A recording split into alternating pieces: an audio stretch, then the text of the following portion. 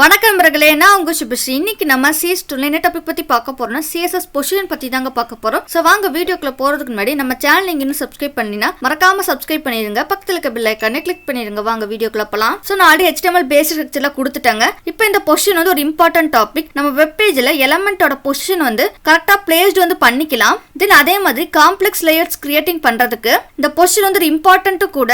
So இப்போ நம்ம இந்த பொசிஷன் வந்து ஒரு 5 வேல்யூஸ் பத்தி தாங்க பார்க்க போறோம். என்னென்னு பார்த்தோம்னா static, relative, absolute, fixed, sticky னு. சோ இப்போ ஒவ்வொண்ணா வந்து பார்க்கலாம். இப்போ நான் பாடி டேக்ல வந்து 3 div tag வந்து கொடுத்திருக்கேன். static, relative, absolute னு வந்து எழுதி இருக்கேன். தென் கிளாஸ் நேம் வந்து box 1, box 2, box 3 னு வந்து கொடுத்திருக்கேன். இப்போ நம்ம இதுக்கு வந்து எக்ஸ்டர்னல் ஸ்டைல் வந்து பண்ண போறோம். சோ எங்க style.css ஃபைல்ல கிளாஸ் நேம் வந்து .box னு கொடுத்துக்கறேன்.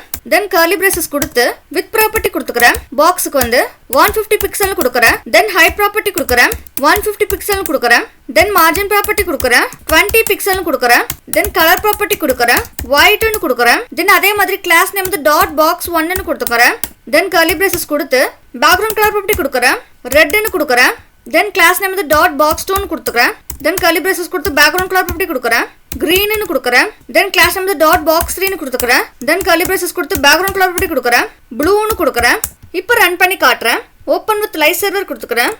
இங்க பாருங்க 3 பாக்ஸ் வந்து டிஸ்ப்ளே ஆகிச்சு. Red colour, green colour, blue கலர்னு. சோ டெக்ஸ்டோட கலர் ஒயிட் னு கொடுத்தனால ஒயிட் கலர்ல ஸ்டாட்டிக், ரிலேட்டிவ், அப்சல்யூட் வந்து டிஸ்ப்ளே ஆயிருக்குது. தென் அதே மாதிரி width and height வந்து 150 பிக்சல் கொடுத்தனால 150 பிக்சலுக்கு பாக்ஸஸ் வந்து கிரியேட் ஆகிருக்குது. தென் மார்ஜின் 20 பிக்சல் கொடுத்தனால டாப், பாட்டம், ரைட், லெஃப்ட் எல்லாத்துக்குமே 20 பிக்சலுக்கு அவுட்டர்ல ஸ்பேஸ் வந்து ஆட் ஆயிருக்குது.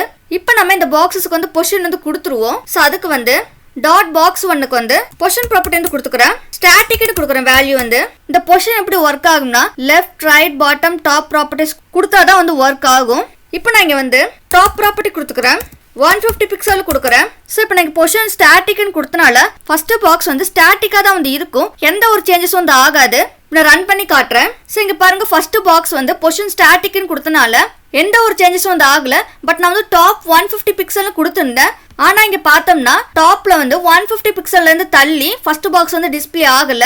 சோ டிஃபால்ட்டா தான் வந்து டிஸ்ப்ளே ஆயிருக்குது, எந்த ஒரு சேஞ்சஸும் இல்லாம. சோ டிஃபால்ட்டா வந்து பார்த்தோம்னா எலிமெண்டோட பொசிஷன் வந்து ஸ்டாட்டிக் தான் வந்து இருக்கும். அதே மாதிரி பொசிஷன் ஸ்டாட்டிக் னு கொடுத்தோம்னா top, left, right, bottom properties கொடுத்தாலுமே எந்த ஒரு சேஞ்சஸும் வந்து ஆகாது எலிமெண்ட்டுக்கு வந்து. The next ரிலேட்டிவ் வந்து பார்ப்போம். பாக்ஸ் 2க்கு வந்து பொசிஷன் ப்ராப்பர்ட்டி கொடுத்துக்கறேன். ரிலேட்டிவ்னு கொடுக்கறேன். தென் லெஃப்ட் ப்ராப்பர்ட்டி கொடுக்கறேன். 40 பிக்சல் கொடுத்துக்கறேன். தென் பாட்டம் ப்ராப்பர்ட்டி கொடுக்கறேன். 50 பிக்சல் கொடுக்கறேன். இப்போ நான் இங்க பொசிஷன் ரிலேட்டிவ்னு கொடுத்தனால செகண்ட் பாக்ஸ் வந்து அதோட ஒரிஜினல் பொசிஷன்ல இருந்து லெஃப்ட் சைடுல 40 பிக்சல்ல இருந்து தள்ளி அந்த பாக்ஸ் வந்து இருக்கும்.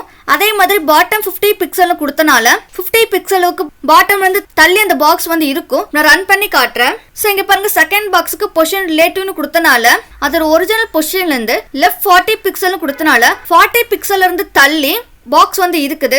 தென் அதே மாதிரி பாட்டம் 50 பிக்சல் கொடுத்தனால 50 பிக்சலுக்கு பாட்டம்ல இருந்து தள்ளி மேல வந்து டிஸ்ப்ளே வந்து ஆகிருக்கு செகண்ட் பாக்ஸ் வந்து. ஸோ ஃபர்ஸ்ட் பாக்ஸ்ல இருந்து ஓவர்லாப்பிங் வந்து ஆகிருக்குது. ஸோ இப்படிதான் ரிலேட்டிவ் வந்து ஒர்க் ஆகும். அதோட ஒரிஜினல் பொசிஷன்ல இருந்து மூவ் ஆகி டிஸ்ப்ளே ஆகும். இப்போ வந்து உங்களுக்கு ஒரு டவுட் வரலாம், மார்ஜின் ப்ராப்பர்ட்டி கொடுத்துட்டு போயிடலாம்னு. இப்போ நான் மார்ஜின் கொடுத்து காட்டுறேன். ஸோ அப்போ ரெண்டுத்துக்கு என்ன டிஃபரன்ஸ்னு உங்களுக்கு தெரியும். பாட்டம்க்கு வந்து மார்ஜின் பாட்டம்னு கொடுக்குறேன். ஸோ இப்போ மார்ஜின் பாட்டம் 50 பிக்சல் வந்து இருக்குது. ரன் பண்ணி காட்டுறேன். ஸோ இங்கே பாருங்க இந்த செகண்ட் பாக்ஸ் வந்து பாட்டம்ல 50 பிக்சலுக்கு ஸ்பேஸ் வந்து ஆட் ஆயிருக்குது. பட் ஆனா பார்த்தோம்னா அந்த எலிமெண்டோட பொசிஷன் வந்து கரெக்டா வந்து இல்ல. பாட்டம் 50 பிக்சல் கொடுத்தப்ப அதோட பொசிஷன் வந்து கரெக்டா வந்து எடுத்துக்கிச்சு. ஃபர்ஸ்ட் பாக்ஸோட ஓவர்லாப்பிங் ஆகி நம்ம என்ன வேல்யூ கொடுத்துருந்தோமோ அந்த வேல்யூல கரெக்டா எலிமெண்ட்டுக்கு வந்து பொசிஷன் வந்து கரெக்டா பிளேஸ்ட் வந்து ஆகிடுச்சு. ஆனா மார்ஜின் 50 பிக்சல் கொடுத்தனால அந்த எலிமெண்டோட பொசிஷன் வந்து கரெக்டா வந்து பிளேஸ்ட் ஆகல. சோ இதுதான் வந்து பாட்டம் அண்ட் மார்ஜின் பாட்டம்க்கு உள்ள டிஃபரன்ஸ். இந்த நெக்ஸ்ட் அப்சல்யூட்னா என்னன்னு பார்ப்போம். பாட்டம் மட்டும் கொடுத்துக்கிறேன். மார்ஜின் வந்து ரிமூவ் பண்ணிடுறேன். தேர்ட் பாக்ஸுக்கு வந்து பொசிஷன் ப்ராப்பர்ட்டி கொடுத்துக்கிறேன். அப்சல்யூட்னு கொடுக்குறேன். வேல்யூ வந்து ரைட் ப்ராப்பர்ட்டி கொடுக்குறேன். 50 பிக்சல் கொடுக்குறேன். இப்போ நான் இங்க பொசிஷன் அப்சல்யூட்னு கொடுத்தனால இது எப்படி ஒர்க் ஆகும்னா இந்த அப்சல்யூட் வந்து பேரண்டோட பொசிஷன் பேஸ் பண்ணி எலிமெண்ட்டுக்கு வந்து பொசிஷன் வந்து இருக்கும். இப்போ நான் ரன் பண்ணி காட்டுறேன். ஸோ இங்க பாருங்க தேர்ட் பாக்ஸ் வந்து பொசிஷன் அப்சல்யூட் வந்து கொடுத்துருந்தோம். ரைட் 50 பிக்சல் கொடுத்தனால ரைட்ல 50 பிக்சல் இருந்து தள்ளி பாக்ஸ் வந்து டிஸ்ப்ளே ஆயிருக்குது. ஸோ இப்போ இங்க வந்து பார்த்தோம்னா இந்த ஃபுல் பேஜ் தான் வந்து பேரண்டா வந்து எடுத்திருக்குது. அந்த பேரண்ட்ல ரைட் சைடுல 50 பிக்சல் இருந்து தள்ளி டிஸ்ப்ளே ஆயிருக்குது. இந்த நெக்ஸ்ட் வந்து இந்த தேர்ட் பாக்ஸுக்கு வந்து பேரண்ட் வந்து கொடுக்க போறேன். ஸோ அதுக்கு வந்து நான் div tag வந்து கொடுத்துக்கிறேன். கிளாஸ் நேம் வந்து பேரண்ட்னு கொடுத்துக்கிறேன். இப்போ இந்த பேரண்ட்க்கு வந்து ஸ்டைலிங் வந்து பண்ணிடுவோம். ஸோ இங்கே வந்து டாட் பேரண்ட்னு கொடுத்துக்கிறேன் கிளாஸ் நேம் வந்து. தென் கர்லி பிரேசஸ் கொடுத்து பார்டர் ப்ராப்பர்ட்டி கொடுத்துக்கிறேன். 2 பிக்சல் சாலிட்னு கொடுத்துக்கிறேன். வித் ப்ராப்பர்ட்டி கொடுத்துக்கிறேன். 500 பிக்சல் கொடுக்குறேன். தென் ஹைட் ப்ராப்பர்ட்டி கொடுக்குறேன். 300 பிக்சல் கொடுக்குறேன். தென் பொசிஷன் ப்ராப்பர்ட்டி கொடுக்குறேன். ரிலேட்டிவ்னு கொடுக்குறேன். ஸோ பேரண்ட்டுக்கு வந்து நீங்கள் பொசிஷன் வந்து ரிலேட்டிவ் கொடுத்துக்கலாம், அப்சல்யூட் கொடுத்துக்கலாம். பட் ஸ்டாட்டிக்னு கொடுத்தோம்னா எந்த ஒரு சேஞ்சஸும் வந்து ஆகாது. இப்போ நான் ரன் பண்ணி காட்டுறேன். இப்போ பாருங்க பேரண்ட்டுக்கு வந்து வித் வந்து 500 பிக்சல் கொடுத்தனால 500 பிக்சலுக்கு வித் வந்து எடுத்துருக்குது. ஹைட் வந்து 300 பிக்சல் கொடுத்தனால 300 பிக்சலுக்கு ஹைட் வந்து இருக்குது. தென் பார்டர் வந்து 2 பிக்சல் சாலிட் கொடுத்தனால பிளாக் கலர்ல வந்து இருக்குது. இப்போ இந்த தேர்ட் பாக்ஸ் வந்து பாருங்க. இந்த பாக்ஸ் தான் வந்து பேரண்டா வந்து எடுத்துருக்குது. இந்த பேரண்ட்ல ரைட்ல 50 பிக்சல் வந்து தள்ளி பாக்ஸ் வந்து டிஸ்பிளே வந்து ஆகிருக்குது. ஸோ இப்படிதான் வந்து அப்சல்யூட் வந்து ஒர்க் ஆகும். பேரண்டோட பொசிஷன் பேஸ் பண்ணி எலமெண்டோட பொசிஷன் வந்து இருக்கும். இந்த நெக்ஸ்ட் வந்து ஃபிக்ஸ்ட் வந்து பார்ப்போம். ஸோ அதுக்கு வந்து நீங்க பாடி டேக்ல வந்து 2 பேரா டேக் வந்து கொடுத்து எழுதிக்கிறேன். தென் 2 பேரா டேக் இடையில ஒரு div டேக் வந்து கொடுத்துருக்கேன். கிளாஸ் நேம் வந்து பாக்ஸ்னு வந்து கொடுத்துருக்கேன். இப்போ நம்ம இதுக்கு வந்து இன்டர்னல் ஸ்டைல் வந்து பண்ணிடுவோம். ஸோ இங்க ஹெட் ஸ்டைல் டேக் வந்து கொடுத்துக்கிறேன். தென் கிளாஸ் நேம் வந்து டாட் பாக்ஸ்னு கொடுக்குறேன். தென் கர்லி பிரேசஸ் கொடுத்து வித் ப்ராப்பர்ட்டி கொடுத்துக்கிறேன். 50 பிக்சல் கொடுக்குறேன். தென் ஹைட் ப்ராப்பர்ட்டி கொடுக்குறேன். 50 பிக்சல் கொடுக்குறேன். தென் பேக்ரவுண்ட் ப்ராப்பர்ட்டி கொடுக்குறேன். டார்க் ரெட்னு கொடுக்குறேன். இப்போ ரன் பண்ணி காட்டுறேன். ஸோ இங்கே பாருங்க பேஜில் வந்து பேராகிராஃப்ஸ்லாம் வந்து டிஸ்பிளே ஆயிடுச்சு. அதே மாதிரி 2 பேராகிராஃப் இடையில ஒரு div டேக் வந்து கொடுத்துருந்தோம். டார்க் ரெட் கலர்ல பாக்ஸ் வந்து கிரியேட் வந்து ஆகிருக்குது. இப்போ நான் பொசிஷன் ஃபிக்ஸ்ட் வந்து கொடுக்குறேன். இந்த பாக்ஸுக்கு வந்து பொசிஷன் ப்ராப்பர்ட்டி கொடுத்துக்கிறேன். ஃபிக்ஸ்டுன்னு கொடுக்குறேன் வேல்யூ வந்து. தென் டாப் ப்ராப்பர்ட்டி கொடுக்குறேன். 100 பிக்சல் கொடுக்குறேன். இப்போ நான் இங்கே பொசிஷன் ஃபிக்ஸ்டுன்னு கொடுத்தனால அந்த பாக்ஸ் வந்து ஃபிக்ஸ்டாகவே வந்து இருக்கும். நான் பேஜ் ஸ்க்ரோல் பண்ணாலுமே ரன் பண்ணி காட்டுறேன். ஸோ இங்கே பாருங்க அந்த பாக்ஸ் வந்து நம்ம 2 பேராகிராஃப் இடையில தான் வந்து கொடுத்துருந்தோம். பட் டாப் 100 பிக்சல் கொடுத்தனால டாப் 100 பிக்சல் வந்து தள்ளி பாக்ஸ் வந்து டிஸ்பிளே ஆகிருக்குது. இப்போ நான் ஸ்க்ரோல் பண்ணுறேன்.